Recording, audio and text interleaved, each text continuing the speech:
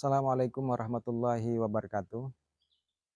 Sebelum membaca buku ini, adalah pertama-tama yang harus di-clear-kan terlebih dahulu adalah sikap pembaca adalah netral. Karena bisa jadi saat membaca atau setelah membaca bisa ikut terprovokasi. Sebagaimana ditulis oleh penulisnya, bahwa respon pembaca dan motivasi membaca buku ini beragam. Ada yang menghujat habis-habisan, ada juga yang memberikan kritik secara proporsional dan tidak disertai dengan kemarahan yang meluap-luap. Sebab buku ini tak ada apa-apanya ketimbang kenyataan yang terjadi di sekeliling kita.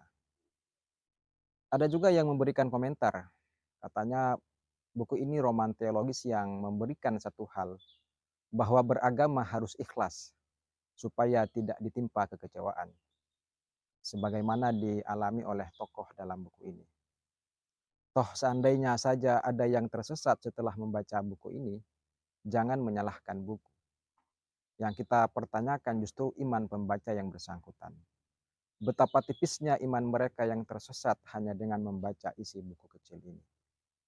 Kedua adalah emosi, karena cerita dalam novel atau roman teologis ini layaknya menyaksikan sinetron atau drama Korea. Karena penggalan cerita setiap lembar demi lembar sudah tentu akan melibatkan emosi, geram, haru, dan pada endingnya adalah kasihan. Dari judulnya saja seolah-olah provokatif dan sebuah permohonan yang absurd kepada Tuhan. Tuhan, izinkan aku menjadi pelacur, memoir luka seorang muslimah. Nidah Kirani adalah pemeran tokoh sentral dalam cerita novel ini. Dia adalah seorang perempuan muslimah yang biasa-biasa saja. Yang awalnya ia tertarik mengkaji dan memperdalam Islam karena diajak oleh salah seorang teman. Ia tertarik karena melihat gairah dan semangat dalam memperjuangkan Islam dalam kehidupan. Ia kemudian tampil menjadi sosok muslimah yang taat dalam beragama. Tubuhnya kemudian dihijabi oleh jubah dan jilbab besar. Hampir semua waktunya dihabiskan untuk sholat, baca Quran, dan zikir. Pada akhirnya, entah dalam episode perjalanan hidup segmen yang kesekian, di tengah jalan ia diterpa badai kekecewaan. Pola pikir dan perilakunya berubah hingga 180 derajat, bahkan berbalik arah, menentang ide-ide yang sebelumnya ia perjuangkan bersama teman-temannya. Dulu waktu ia aktif di sebuah organisasi kampus. Tentang ide mendirikan daulah Islam dan ide-ide perjuangan yang lain. Bahkan tidak hanya itu, dulu tubuhnya yang dibalut hingga pakaian muslimah, sekarang ia tanggalkan.